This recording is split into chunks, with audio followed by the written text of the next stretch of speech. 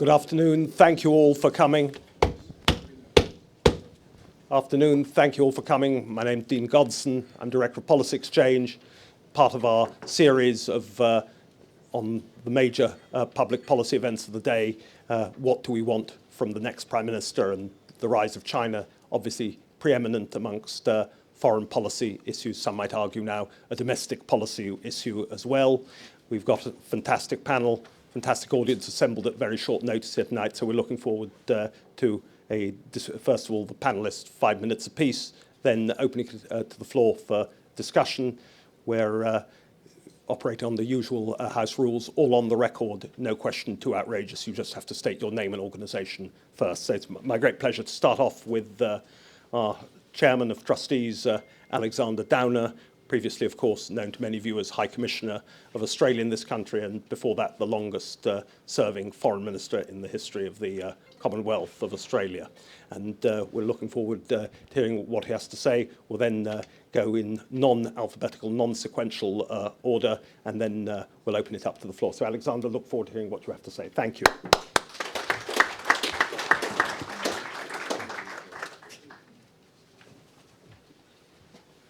Well, thanks very much, Dean. And I suppose in my case, as the Chairman of Policy Exchange, I should also welcome you here and say that I'm delighted that Policy Exchange has put on this panel to discuss such an important issue as China and how the new British Prime Minister should address the issue of China.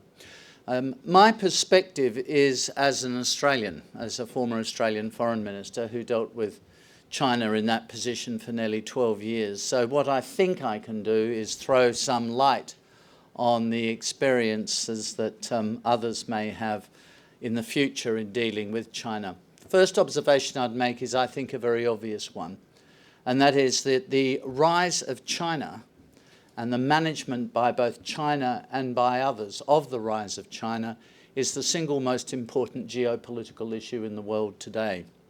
And that may be a bit counterintuitive to an audience here in London, where you might think that Brexit is. But without doubt, the rise of China is the issue around the world that, in essence, we have to get right. So my perspective of it is that any British Prime Minister, as is the case with a Prime Minister of Australia, has to find a way of reconciling the huge economic opportunities China offers with their own, our own security interests. And it's not a question of trading one off against the other. I think, by the way, some regard that as the way to manage the relationship. I personally think you should never trade off your security interests for some perceived and short-term economic gain, and I'll explain that in a minute. There are do's and don'ts in dealing with China, and the first and most important don't is don't pursue a policy of the containment of China. The rise of China is inherently a good thing and can be made to work for us all in a lot of different ways. It's been wonderful for the living standards of Australians, by the way, the rise of China. There's no doubt about that. That means make sure that you do constructively engage at the economic level. It's the biggest market in history, the Chinese market. It'd be a huge mistake to walk away from it. I think a British Prime Minister could, post-Brexit, if Brexit ever happens, post-Brexit, a British Prime Minister could follow the lead of my own country and negotiate a free trade agreement with China. In Australia's case, about 93% of all Australia's exports to China go into China duty-free. The rest, some constraints and some absolute constraints. So there are great economic opportunities, but what we need to do, what Britain needs to do, what Australia, the United States needs to do, is to maintain our unrivaled set of security alliances. That is basic to the maintenance of international order and stability, and that the Chinese need to understand. So as China grows, as it becomes more important, it needs more space. That's accepted. And we should grant it more space and grant it recognition. but at the same time we shouldn't weaken in our commitment to our alliances. That means the United Kingdom's alliance with the United States. It means in dealing with the European Union, trying to discourage the Europeans from allowing China to divide NATO members from each other, which has happened over a number of issues. It means when our security interests are at stake, as they might be in relation to telecommunications, we should always put our security interests first. We say to the Chinese, and a British Prime Minister should say to the Chinese, you don't allow BT or Telstra in Australia or American telecommunication companies to operate on a grand scale, building 5G or building the broadband networks in China. Why would we allow Huawei to do the same in our countries? We should make that perfectly clear and not be ashamed of it. The last point I want to make is in dealing with China, it's really important that on the one hand China upholds its commitment to the rule of law, and it's imperative that we demand that of them and of course do the same thing ourselves. So I'm glad to see the British government has been robust in dealing with the issue of Hong Kong, because the joint declaration was a treaty document that China signed up to. It had treaty status, and China needs to adhere to that. So my last word is this. The next British Prime Minister has many things to focus on. But one thing he needs to give priority to, not the only thing, but obviously that will be Brexit, but one thing he needs to give a priority to is re-engaging with the Indo-Pacific region. This is the future, and a Prime Minister should be building for the future. This is the future of the world. Maintain those strong alliances, maintain the American alliance, resist the temptation to try to differentiate your position from the United States, maintain that strong commitment to the rule of law, but make sure that you become more of a player in the Indo-Pacific region, in particular in dealing with China, which is very much what the future is about. Thank you.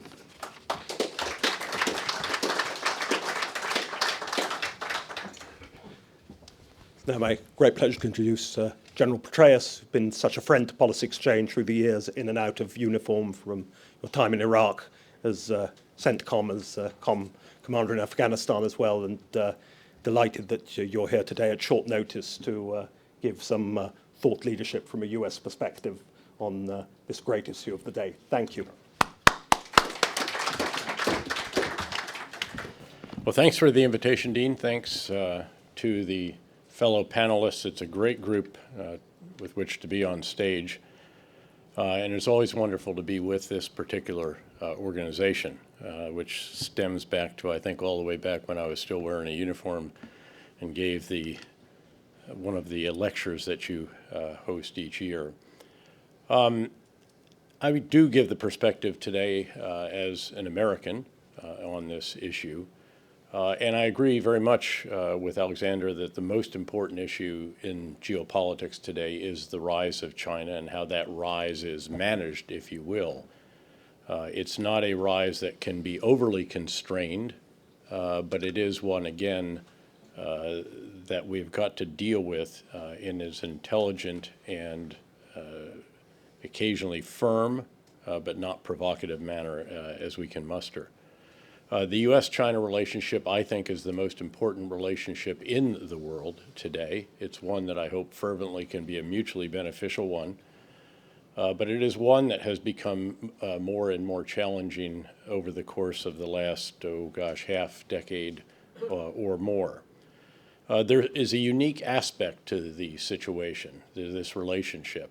We see China not only as our biggest strategic competitor, but also as one of our top 3 trading partners. This is a situation that never obtained during the Cold War. Needless to say, we weren't importing or exporting much at all to the Soviet Union at that time.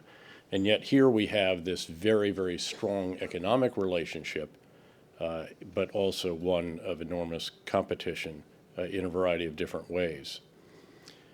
It is important, I think, to understand what has emerged as a bipartisan view on China in the United States. And this is something that I often try to convey to Chinese friends, noting that the firm in which I'm a partner is the biggest of its type of investor in China, also Japan, India, for what it's worth.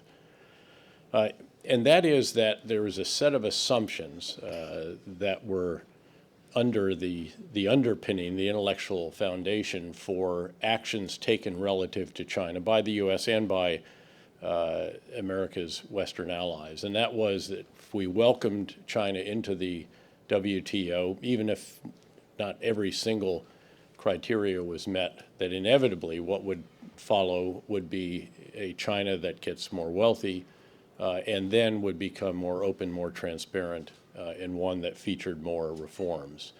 And indeed, that seemed to be the trajectory for a number of years, certainly I'd say through the bulk of the George W. Bush administration. But then we started to see issues that cropped up that caused concern. These were certainly conveyed to our Chinese interlocutors during that time, but the theft of intellectual property on a massive scale.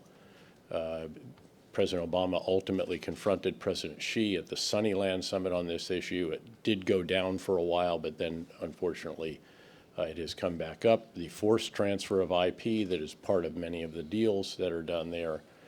The issues with the South China Sea, saying that island building would stop. It did not. Then, well, we won't militarize them. They did.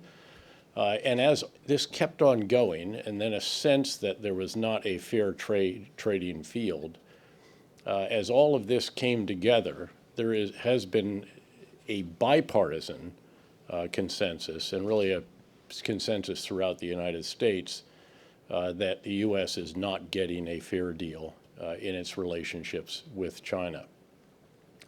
And so we are now at a point where tariffs and so forth are being used to convey that dissatisfaction and to essentially to get the attention of the leaders in Beijing and to remind them that this is not a situation that can continue. My view has been that if you are going to pursue a course of action like this, actually, if you have the most important relationship in the world, and you identify it as China's relationship with the U.S., that what you should seek is a foreign policy then that is coherent and comprehensive. Coherence means that it is very clear what the main effort is in military terms, and if that is the main effort, then everything else is a supporting effort. And you should look at every foreign policy decision you take, put it through a prism that asks what the effect will be on the U.S.-China relationship. If it is comprehensive, it means that you're employing all tools at your disposal, and not just at your disposal, but the tools that come from alliances and partnerships. Alexander highlighted the importance of these. I am a fervent believer in them as well. And you also want as many of the international organizations with you as you are going about something that, again, it should be firm, but not provocative. We don't want to test the proposition that Graham Allison put forward in his wonderful book titled Destined for War. I asked him if he'd left off a question mark when I interviewed him on that in New York a couple of times. He said he did not, but of course this is the issue of how does an established nation deal with a rising nation, and how can they avoid the trap that Thucydides described when the situation was Sparta at the top and Athens rising, and inevitably Thucydides wrote they went to war. That is obviously not something we could contemplate in a nuclear age. So all of the other tools that you have, and certainly there has to be a security component to this that is very significant. And to be fair to the United States, I think there are many, many elements of what could be an overarching, coherent, and comprehensive foreign policy when it comes to the U.S.-China relationship. But there have been certain actions, of course, that call into question whether that issue is being put through that prism and answered as to what the effect will be on the U.S.-China relationship. If indeed China is the most important relationship you have, do you pull out of the Trans-Pacific Partnership? If you want all of your allies and partners with you, how hard do you beat up on them over other issues, however frustrating and significant they may be, whether it's spending of 2% of GDP on defense or a variety of others. So again, that is the calculation that I think has to take place. And again, starting with the big idea that from a U.S. perspective, there has to be a coherent and comprehensive approach, I think then can guide all that you do in the rest of that relationship, as we indeed try to establish the kind of strategic dialogue that could ensure that China understands our very real core issues and those of our partners and allies, and as indeed we understand the same from their perspective as well. I might just close by noting that, of course, all of this is taking place at a time when the major democracies of the world, with a few exceptions, Australia probably is one of those, perhaps Japan as well, but almost all of the other major democracies of the world are experiencing a degree of populism. Whether it's Brexit here, the yellow jackets in France, this right-wing, left-wing government in Italy that only agrees on one issue, no more refugees, Spain with a minority government most likely, the United States with a degree of hyper-partisanship that has affected the functioning of democracy in Washington in particular, whether it's demonstrators on the streets of London, whatever it may be. But I raise this because we are not just in essentially a geopolitical competition. There is something bigger afoot, and you might describe it as the return of history. Remember the famous article by Francis Fukuyama in 1989, The End of History, where he described the competition of ideas, which is how he described history, a dialectic between the US-led Western democracies and free market economies and the Soviet system of a communist party with a form of command economy that he predicted rightly would collapse of its own weight.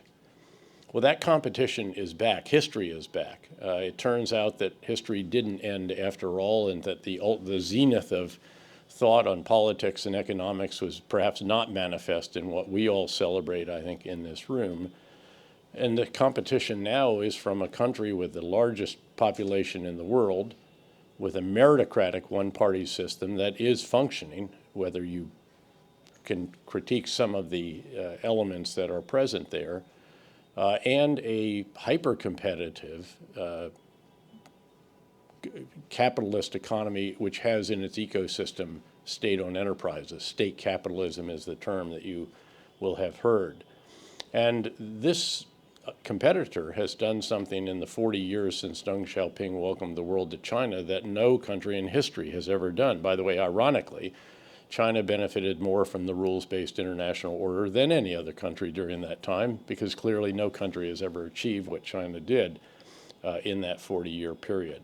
The question is, how do we go forward now, obviously? Can the West, can it do some introspection? Can we fix the challenges that we see in the democracies of the U.S. and of our allies and partners around the world so that we can compete effectively, and that does have to start at home, but then achieve a policy, not just a U.S. foreign policy, but ideally an alliance and partner policy that involves all like-minded nations around the world, and that does achieve the degree of coherence and comprehensiveness that I think is absolutely vital at this time.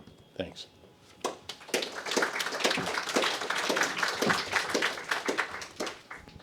General, thank you. It's a great pleasure now to be able to welcome Sir Michael Fallon, whose past ministerial career has touched upon many aspects of the rise of China, Department of Energy, climate change, the Department of Business and Industrial Strategy, and most recently, obviously, as Secretary of State for Defence. I think even some of your earlier appointments in another period as schools minister, in light of the growing importance of UK educational exports to China, also reflect upon that as well. So, Michael, thank you for your friendship through the years. Look forward.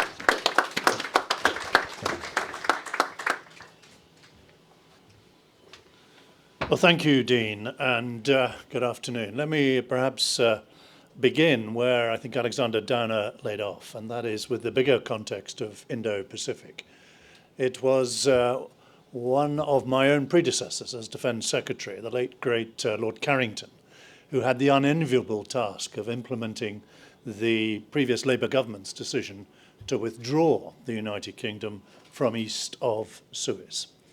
And that, I suspect, in hindsight, would have been seen as a strategic error of an enormous kind, because that region has turned out, of course, to be the growth region of the world, one in which there is an enduring UK interest, if not presence, and it has turned out to be an area with its own instabilities. On the Korean Peninsula, the tension between China and Taiwan, the issue of the South China navigation in the South China Sea, and the rise in defence spending of countries like China and India.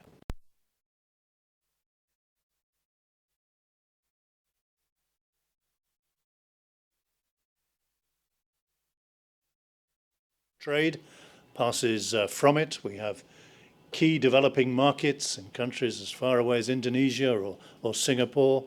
And we've had, since the 2015 Defence Review, growing defence relationships with countries like Australia and Japan. And it's not wholly true that we withdrew everywhere from Indo-Pacific, and we've certainly started to make our way back. We were one of the prime movers in the Asia Infrastructure Investment Bank. I signed the first agreement to open the port of Duqm to our Navy on the Indian Ocean, and we've continued to commit to the Five Powers defence arrangement. But we could have been in a better place, and we need to be in a better place, and I'll come back to that at the end with some remarks about our defence budget. But let me turn now specifically to China. I want to answer the exam question. I want the next Prime Minister and Foreign Secretary to adopt a policy towards China that is robust, that is clear-eyed, and that is coherent. As we've already been told, China is at the moment a competitor, not yet a partner. It has been and is aggressive in its trade practices. It does invest helpfully in Western Europe, but quite often in countries with vulnerable assets, whether they're Greek ports or British nuclear power stations that we couldn't otherwise finance. And China is expansive, ambitious in Africa and elsewhere. So China is not to be trusted as any kind of ally, and we need to be extremely clear-eyed and careful about our dealings with China. And if I can pick up on three of those particular issues. The first, of course, is the imminent decision on Huawei, which must be a matter for the new Prime Minister, the new government, and the new National Security Council. And I am very clear, we've had the benefit here of visits from the Australian Prime Minister and indeed from John Bolton. I'm very clear indeed that it would be wrong for us to set ourselves against two of the most important allies in the Five Eyes arrangement. And if it is the American and Australia conclusion that there is not the distinction between core and edge of the technology that some would have us believe, then I think our decision follows from that we should not proceed with Hawaii's involvement in our fifth generation. Second, the Belt and Road Initiative. Again, investment in that initiative, of course, is welcome to those countries that the physical road and indeed the maritime route passes through. And there are opportunities there for British companies, and we need to take advantage of them. But some sections of that road are clearly more political than others. And some of the maritime ambition of those routes does, of course, need to get matched against the international framework and the law of the sea convention. We need to find ways of persuading China in the fullness of time that it may come to depend as it expands its ambition across the Indian Ocean, develops its blue water navy. There may come a time where it will be in China's own interest to see the law of the sea convention and its associated agreements properly respected. And then finally, there is the issue of the South China Sea itself. I sent RAF Typhoons through that sea, and that's now been followed up by my successors sending ships through of the Royal Navy through as well. Those operations are extremely important to maintain that right of navigation, but equally, this is not something that can be left to a one-off exercise and not something really that should be done by smaller countries on their own. This needs to be done in concert with our allies until China understands that we will not accept any kind of sequestration or forced pre-notification. The final point I'd make is about coherence. We have got, and the new government has got, to make our policy towards China coherent.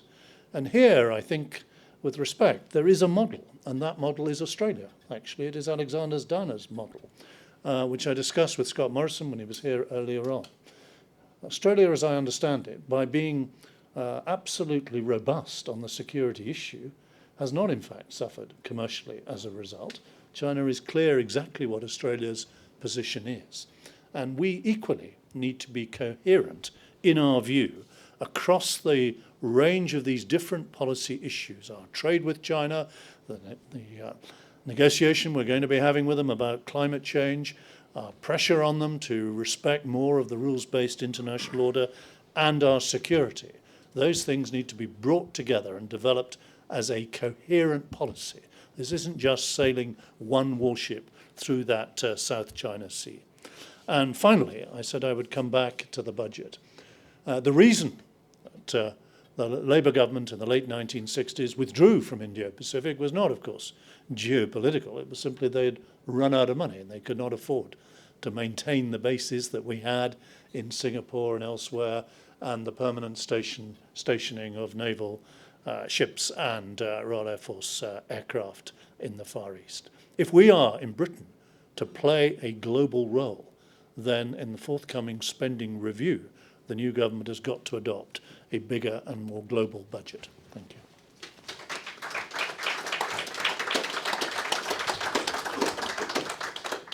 Thank you, Michael. Now, my great pleasure to be able to introduce Dr. Yu Ji, Senior Fellow at Chatham House, previously of LSE, frequent commentator and analyst on affairs relating to China in our media, international media, testified before the House of Commons Foreign Affairs Select Committee and many other such distinguished bodies. Welcome for the first time onto our platform. Look forward to hearing what you have to say. Thank you.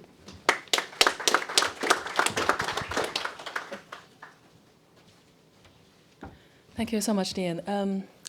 Good afternoon, ladies and gentlemen. Thank you so much for Policy Exchange and John to have me in here today. It was very much a last-minute thing, but I thought I better just to offer some kind of authentic voice on what my country is and what I believe my country is.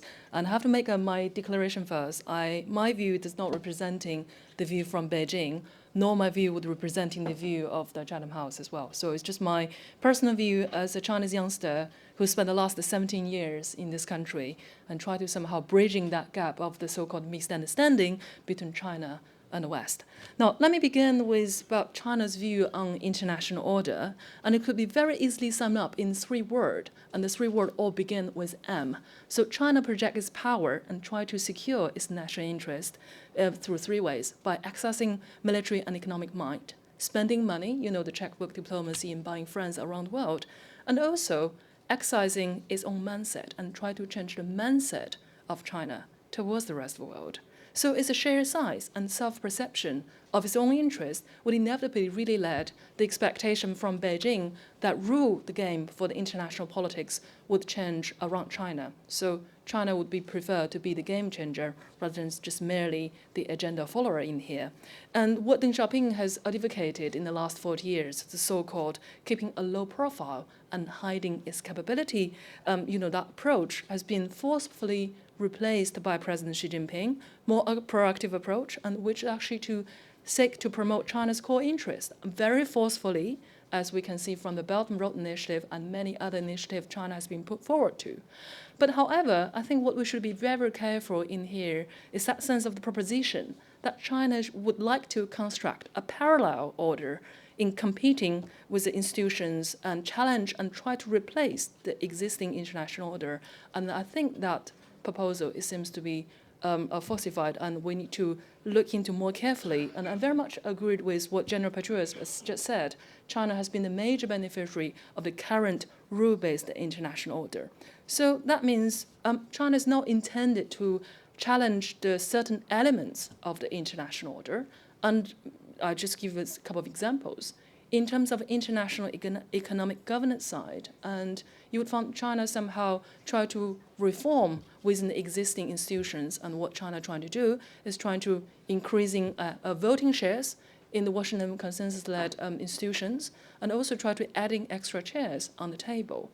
And many of you have been talking about Asia Infrastructure Investment Bank. And interestingly, throughout my years of research on China's foreign economic policy, so I took out the top 10 projects has been managed by AIIB, and also the top 10 projects has been managed by ADB, Asia Development Bank, the Washington-led multilateral financial institutions.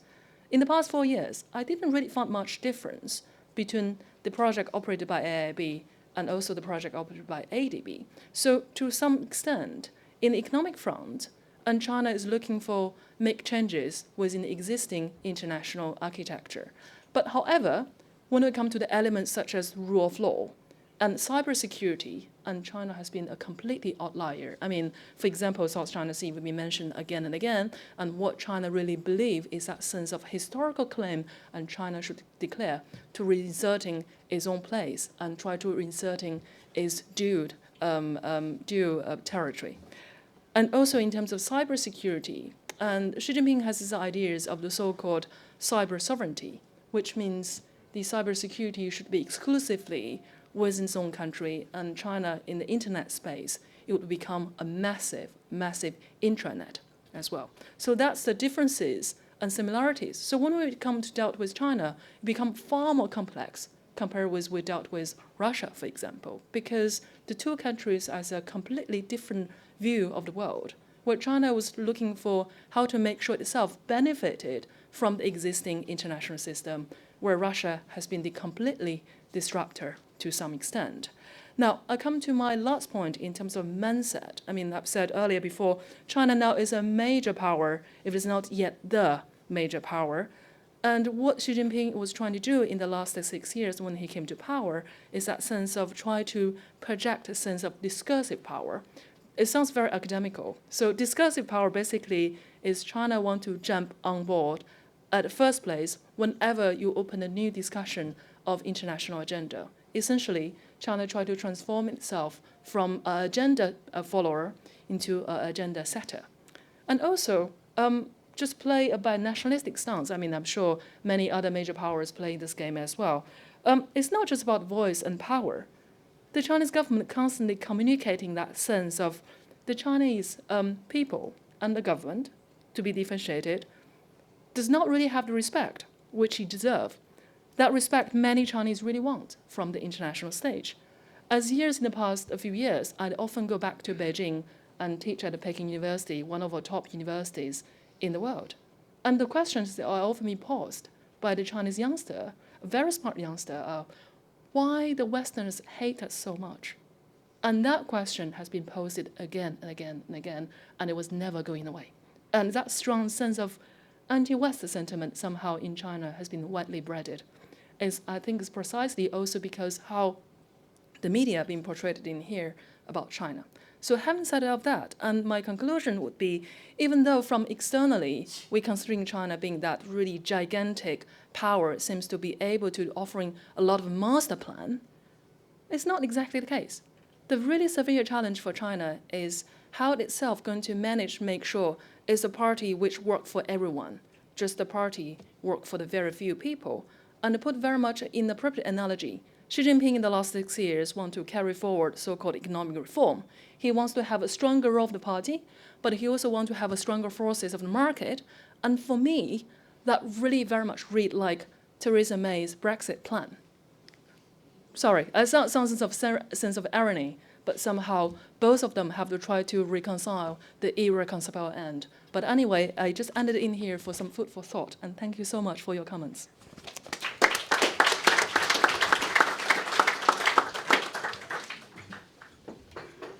The home team is well represented here today. Delighted to be able to call upon Professor John Bew of King's London, Head of Policy Exchanges Britain and the World Project, author of a number of prize-winning biographies, including of Castlereagh and Clement Attlee, previously Kissinger Fellow in the Library of Congress, just to sum up for the panel, and then we'll open the floor to questions. John, thank you.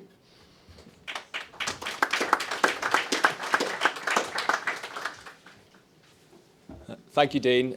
Thank you to my panelists for making my job both very hard and very easy. So I will sum up because there's many people here and I'm sure there'll be some questions. Just as an opening proposition to pick up where Sir Michael Fallon left off, what should the next UK Prime Minister do vis-a-vis the rise of China? I think it's an all-of-government question. And the simple answer to that is more. Sir Michael mentioned the imperative to spend more on defence. I would add to that we need a beefed up Foreign Office with a steroid injection to think seriously about this question, because it is, as much as anything, a foreign policy question as it is a defence question. It involves all those component parts. I think Jeremy Hunt, when he was here in November, in his early period as Foreign Secretary, he also spoke at the Foreign Affairs Committee earlier that day, and he said his greatest challenge as Foreign Secretary was preparing the UK for a changing world order, which is a very Kissingerian way of thinking about it, but I think it's the useful place to start. It's not that the UK needs a specific China policy. The UK needs to think about how that China policy relates more broadly to the Indo-Pacific, to other alliances and arrangements in the region, how that China policy relates more specifically to the changing role of the United States in the world, and the knock-on effect this has on security in Europe, insecurity in the Middle East and other parts of the world. So a China policy alone will not suffice. I would also suggest that the way we think and do and have done national security really in the modern era, the 21st century, since the 9/11 attacks, has been predominantly focused not on these types of questions, and necessarily we need to change the way we think about national security, perhaps more expansively, less in terms of homeland security, and to change again to think the things that General Petraeus talked about the return of history. These are familiar things, but things we trained ourselves out of a certain way of thinking about great power competition in international affairs as well, and I think that's an important thing. We do, of course, have a fusion doctrine in our national security establishment, which is aiming to link security and trade and all those things together. I think we need more of that fusion across all of government. Second point to say is that UK does, of course, have a China policy, and we shouldn't trick ourselves into saying it doesn't. And I hope I'm not paraphrasing it or simplifying, but the essence of that China policy has been a sort of peaceful rise policy, that it's best to encourage China to be part of the rules-based international order. And I think that starts from a very good place, and we shouldn't necessarily junk it. That having been said, I think there's two reasons why perhaps it's time to adjust or refine or rethink that policy. The first is inevitably that the kind of have your cake and eat it approach was only ever going to be a finite one, so there was inevitably going to be dilemmas that came with ever closer trade and interactions, and I think we've seen that less over AIIB, which looks, I would suggest, a reasonable decision, but more over the Huawei incident more recently.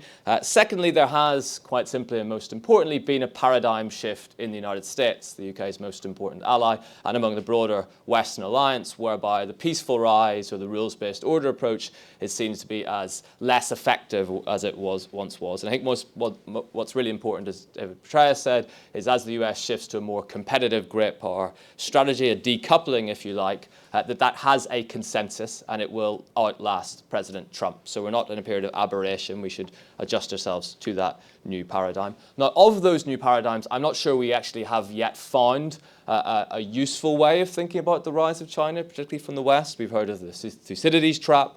We've heard of the idea that we're entering a new Cold War, and perhaps we need a policy of containment. I think Alexander Downer rightly questioned that idea. We've heard most recently the director of the Policy Planning Department unit in the State Department talk about a clash of civilizations again. I think that doesn't quite work. A slightly discredited idea is Henry Kissinger's notion of co-evolution between East and West, but it's just worth noting today that while that's not the fashionable position, that according to the reports coming out of the China-US trade talks today, that 90% of those have been settled, or they've been settled upon 90% of issues. Now, of course, the 10% is the hard 10%, but we're not a million miles from some sort of grand bargain on those issues, and that's another eventuality we need to consider and think about. And finally, I would strongly endorse Alexander Downer's argument that it's a mistake for the UK to disaggregate itself from US policy in this, or to think it's somehow clever. It has in the past. You could argue it's been ahead of the curve, and of course the Attlee government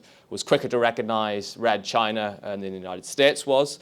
So I would urge against disaggregation, but of course the view from London is different than the view from Washington, DC. And perhaps less than thinking in terms of the UK's competitive abilities against China, we should think more of the second, third order dilemmas likely to be faced in this changing international order and likely to be created by the rise of China. And I mean issues over freedom of navigation, the five power arrangements, how if the United States is pivoting more increasingly to this region, the Indo-Pacific, it will inevitably focus less on those areas of more immediate concern to ourselves in our near neighborhood in the Middle East and Eastern Southern Europe as well. So I think it's those second, third order dilemmas we need to stress test. But my suggestion to you, it's not just a matter of defense. And secondly, and most importantly, the way we think about national security isn't quite fitted to this question. So the next Prime Minister, the next government really needs to think more deeply about that. Thank you, Dean.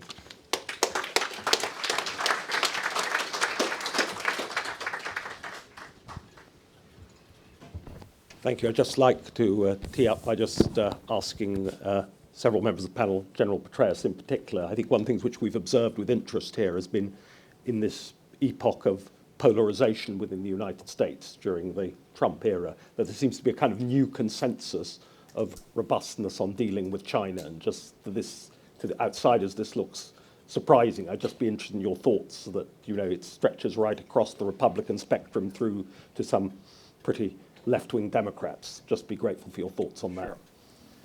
Well, first of all, as I mentioned, this has become a bipartisan issue, a real consensus issue, at a time when there are lots of other questions about the U.S. role in the world, the benefits of the rules-based international order and the U.S. having to lead it, the value of globalism, the value of global trade, et cetera, some real fundamental assumptions, actually, or principles that have been accepted for virtually the entire post-World War II period and reinforced in the post-Cold War period have all been called into question. And I think it's fair to say that this assumption, again, that if we welcome China into the WTO, into global trading, and enmesh them in this web of relationships around the world, that inevitably they will become more open, as they become more wealthy, more open, transparent, and frankly, more like us.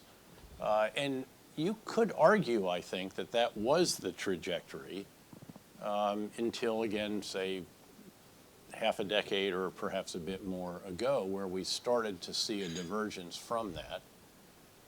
The Deng Xiaoping policy, again, of sort of hiding your light under a bushel, as was noted earlier, was cast over, and all of a sudden you had made in China, and China, the predominant military force, and then the actions in the South China Sea, actions in the East China Sea as well, and continued activities in cyberspace and so forth. And I think that has led to a consensus that we cannot go on the way we had been, that this underlying assumption is no longer accurate, and that therefore there has to be a greater degree of firmness, some degree of pushback.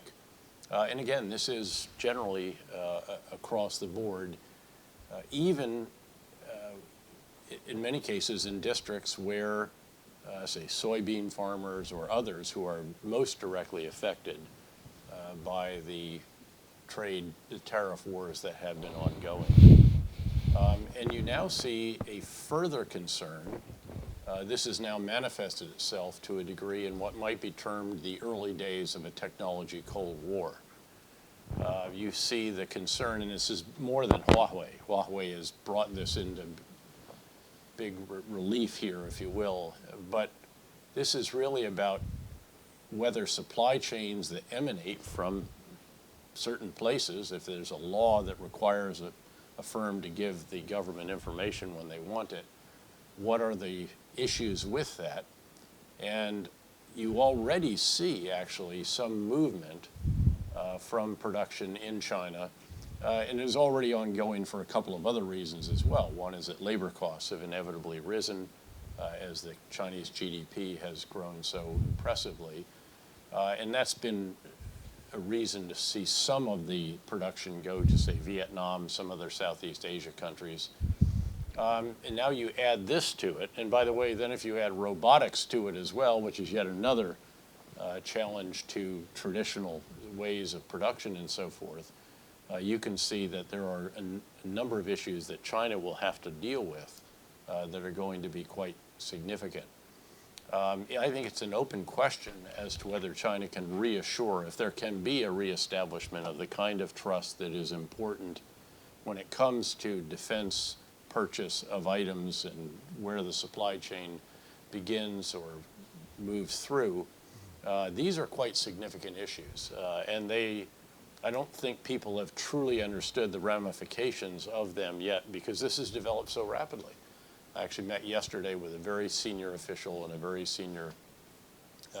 significant Chinese investment firm, and we were thinking about how when I met with them just, 8 or 9 months ago in Beijing, none of this was had anywhere near the momentum that it has gathered now. Certainly President Trump has perhaps accelerated this, because of his style and so forth, has brought this out much more publicly. But these are dynamics that are ongoing, and when it comes to making investment decisions and a variety of other decisions, not just governments, but individual firms, these are all now part of the new reality that one examines when making those kinds of decisions. Anyone else want to come in on the panel?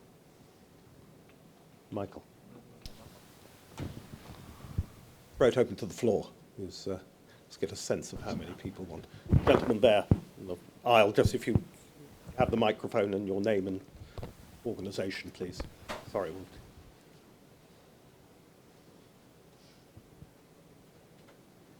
Thank you. Roddy Gow from the Asia-Scotland Institute, north of Hadrian's Wall, where all sorts of things are being thought about. Two issues have come up which I find very interesting. One, and both of them have to do with, if you like, the creation of a vacuum or space, which you can hardly blame the Chinese for taking advantage of. The first appears to be that UK foreign policy, transfixed as it has been with Brexit issues, simply hasn't had the bandwidth that you would probably find in Australia to address these issues. Well, certainly I don't think that the general public would think that these issues are being addressed at the moment effectively. And the second is the very welcome initiative, as we heard Mr. Fallon, that we should look at our defence expenditure, which of course has fallen far behind, and we should be playing a much greater role in that. And could the panel comment on those 2 points? Michael. Well, the first is undeniably true. You know, this process has gone on 3 years now, I think almost to the day since the referendum. Certainly when I was in government, it was occupying, everybody's time, and I think, it just has to be true that we've not been able to devote sufficient time in the National Security Council, for example, to issues like this when government's been preoccupied with the negotiation on Brexit. On defence expenditure, I think I've spoken here and made my position very clear. The budget, we got the budget increasing again from April 16, so we're in the third year now of the budget starting to increase. But it's 2.1%. If you go back 20 years from today to the last year of the last century, when Russia was not resurgent, Russia was attending the G8, it wasn't invading countries, when we didn't have the terrorism that David was fighting in the, General David was fighting in the Middle East, when we didn't have Kim firing missiles, when we didn't have all this instability and fragility in Africa, this country was spending 2.7% of GDP. And I think that figure alone, 20 years on, starkly shows you probably where we need to get back up to. Now we have the opportunity to do that. We have a new government, and we will have a new spending review in the autumn, resetting our priorities for the next 3 years, and we have some more fiscal room to start spending money on things other than the National Health Service. I would just say, not to quote candidates running for different positions, but try to be more positive and optimistic about yourselves. Try to talk yourselves up, not always talking yourselves down. This country is the second leader of the Western Alliance. The United States is the great leader of the Western Alliance. And this country is the number 2 country, and it needs to think of itself in global terms and what it can contribute to global stability, not just in narrow regional terms. This is a permanent member of the Security Council, a nuclear weapons state, a member of the Commonwealth, if it's worth a little bit, in patches. This is a country which does have a very potent defence force. I'm completely with Michael. I think you need to, it's not just about the amount of money you spend, it's how you spend it. You need to have force projection capability, which you do have. There are only 2 countries, in the European Union that have force projection capability, and soon presumably there'll only be 1. So France does have some force projection capability, but this country has more. These are critically important issues. So the next British Prime Minister needs to have a very clear vision of Britain's place in the world. And as for what you say about the bandwidth and Brexit, I mean, 3 years. This country is many things, so I'm very positive about it. I live here. This country is a standard bearer of democracy. You voted to leave, leave. But this sort of rearguard action, and weeks turn to months and months turn to years, what do you think we outsiders think about that? I mean, you voted to leave, and it may be a pity, or it may be great, but the bandwidth is being taken up by this hesitancy and some incoherence about getting on with something which you just need to get on with. Anyone else want? I might just sort of reinforce that statement. I mean, you kindly noted these different commands and so forth, and in virtually every case, I think we totaled it up one time, I had 7 different UK deputies in these coalition commands in Iraq and Afghanistan, and it was always the UK. And there was a reason why we always stopped. If I was going to Washington in London, either going to or coming back, that partnership is the most important in the world, and it's one that I hope when finally all of the turmoil of the last 3 years is resolved, that we can refocus a certain degree of energy and resources on that. That relationship is indeed still very, very special. Dr. G. All right, okay. I just wanted to know this entire debate on Brexit in China. I mean, I was in China last month and somehow become a subject of a dinner discussion. And even my mom, when she called me overnight, and she would ask me, what is a 1922 committee? So I have to explain to her. She didn't know, that's a surprise. Well, you would not expect that. Anyway, so I have to explain to her the entire process. And obviously, this country is obsessed with debate within itself. But one thing which I would like to remind us is in here is, if we are talking about consistency, we can't having this entire government, we have 4 different departments, and 4 different departments have completely opposite views when it comes to dealt with China. So you do need to have a sense of coherence and consistency in here. You can't have on the one hand, you have this so-called golden era back to 2015, and then suddenly you decided, oh, sorry, the Huawei is somewhere in the pipeline, and when you dealt with it. So at the end of the day, because the Chinese economy is also slowing down for the moment, so the country is also looking for as many economic partners as possible. And of course, the Chinese always have that great admiration towards the UK, not just on the education, tourism, as the Chinese tabloids has blemished before, but more importantly, that sense of expertise in terms of how to transform itself from a manufacturing-led economy into a service-led economy. And I think that's the future China really want to go. And somehow they felt Britain is the ideal model for that. Just to add to that, I think it was speaking at Chatham House, Emily Thornbury, the Shadow Foreign Secretary, was asked what she thought about the rise of China at the end of her talk, and she said she hadn't fully thought about it yet. And that's not a party political point. I would suggest that that's something that perhaps applies to quite a few of those engaged in this discussion and debate. So I think that is the first starting point. Secondly, and this may be a controversial proposition, but I would guess, and it is a guess, that over the course of the next few decades, the West, however internally divided it is, that those alliances that broadly speaking sort of speak to the Western alliance will likely be more important in a changing international order.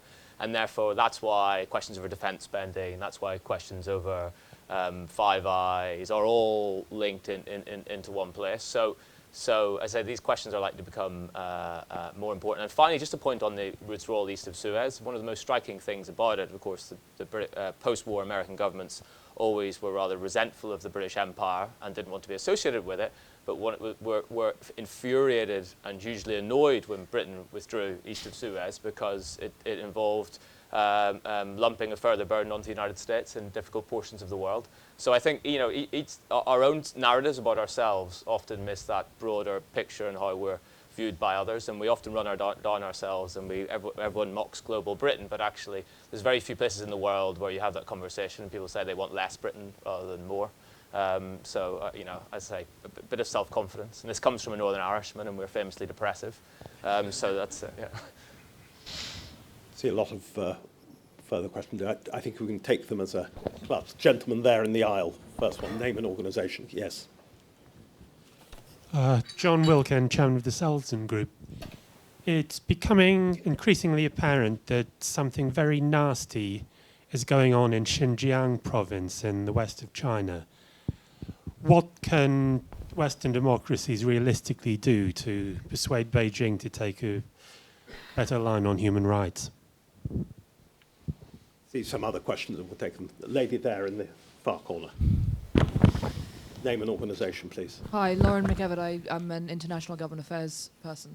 I run a firm that deals with it. My question sort of touches on the Uyghur issue, but more on Hong Kong. How can we trust that China is a fair player in a rules-based world when they have consistently overreached on issues of basic law in Hong Kong? And given the recent assessment of cuts of over 1,000 overseas personnel over the last decade in the Foreign Office, are we qualified to make assessments in this area as a nation? One more question, if I just take it in the trio. Yeah, gentleman near you, just in front of you there. Thank you. Eric Albert from Le Monde, the French newspaper.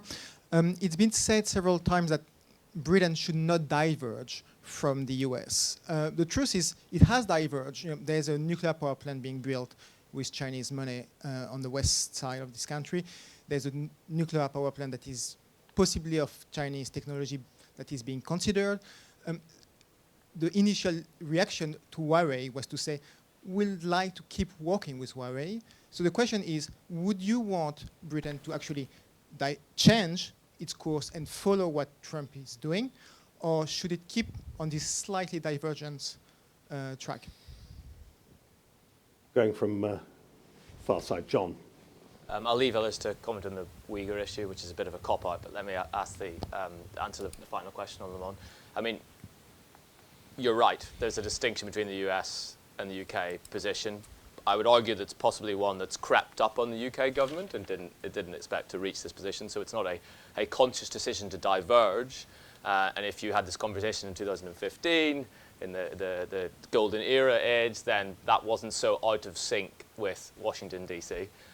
So this has kind of crept up, and the pendulum swing, which is a consensus pendulum swing, has kind of caught the UK slightly on the back foot on that issue. Of course, and I said the UK should not differentiate or diverge the United States. I still think that's an open position, but I also made the point in my comments that the view from London, of course, looks different than it does the United States. The United States views a peer competitor in this situation. The UK has a different proposition. But even the United States is intimately tied up. Its economic prosperity and future is tied up with that of China as well. And this is a kind of symbiotic relationship. So, while the rhetoric is quite elevated in terms of, or heightened at the moment, then it's just not a million miles away from the UK and US position. My simple proposition is to chart some sort of clever course whereby you're having your cake and eating it, and by you're getting the best out of one relationship and the best out of the other, I think is no longer possible in the current environment. Right, okay. On the nuclear issue, one thing we need to clarify in here is the so-called CGN one is purely a financial investment, but the bigger danger is the second nuclear power station be built by 2021, which is going to use the third generation Chinese nuclear technology. And that has not been tried and tested. As a non-scientist, I don't know how safe and sound that technology should be. So as a matter of new prime minister, and perhaps he or she should do a proper due diligence process and to try to work out whether that Chinese company is fit for enough actually building a nuclear power station in this country or not. I mean, as a matter of fact, foreign policy of any independent sovereign state should not be interfered by any other external powers, and it has to be really decided by the people in the country and for the people who have voted for MP and for the government here to decide on what they're going to do, especially when it comes to the issue with China. Because on the one hand, ultimately, the Britain's prosperity is not entirely dependent on China, but only partially depending on having good economic terms with China. So choose and pick very carefully. Alexander Down. Just very quickly, because let's go to the Uyghur issue and what's happening there. I established a bilateral human rights dialogue with China at vice minister level. My country was the first country to do this. I think the EU has had a bit of a bilateral human rights dialogue more recently. I used to say, and I still say, virtue signalling is slightly sickening. I think what you need to do is try to find practical ways of addressing issues you're concerned about. And the best way to deal with the Uyghur issue, if you've got concerns about what's happening in Western China, is to sit down with the Chinese and discuss this and make sure you have a robust dialogue with them. They know what our standards are. We want to know what's happening there, why it's happening, what their thinking is behind it. Make sure that it is on the agenda and it's addressed with China and done at the right level. But a bunch of slogans and, a lot of people get a lot of support from the media for going out there and just expressing powerful views, which often just get people's backs up. They don't actually help the people they're trying to help. Beware the politician who thinks that virtue signalling is all you ever need to do in public life. Trying to solve problems is more valuable. And so dealing with the Chinese over this issue through proper dialogue is a better way to go. I represented Australia at the Hong Kong handover in 1997, great moment. China has obligations under the joint declaration, which is part of the rule of international law. Deng Xiaoping wanted it to have treaty status. At the time, the British government was more resistant to that, more reluctant. It has treaty status, and under that joint declaration and the basic law, the whole one country, two systems formula is axiomatic, and the British government needs to, I think they do, to be fair to them. I mean, Jeremy Hunt has made a statement very recently about this. The British government need to be unequivocal and very clear about that. I don't think cuts to the FCO budget are here or there when it comes to something like that. And the last thing is, you need a coherent policy. The new Prime Minister needs a coherent policy on the issue of investment in critical national infrastructure. So everybody knows where you stand. I mean, I think this panel has made the point. Clarity in foreign policy is extremely important. Where do you stand? Where don't you stand? The Chinese do have a clear policy on investment in critical national infrastructure, and that is that we can't invest in their telecommunications sector. And then we're getting all in all troubled about, well, we're going to ban them from Huawei, and is the world going to fall down upon our ears if we do that? Don't worry. I agree with Michael Fallon. You should stick with Australia. Always stick with Australia. Except in cricket. Gosh, didn't you do well at the cricket yesterday? Stick with Australia and the United States on Huawei. And when the Chinese complain, the simple point is, well, when are they going to allow BT or the American companies, Cisco Systems or someone, or Telstra from Australia to invest in Chinese telecommunications? They never are. And why aren't they? Well, yeah, exactly. We know why they won't. So they can hardly expect us to provide a different standard. And 25%, is it, equity in Hinkley Point? Chinese equity, whatever it is, 40%? 10%. I don't think that's relevant. It's French technology. It's French technology. So it should be all right. Should work. Now, the next one is a different question. But if the technology is yet to be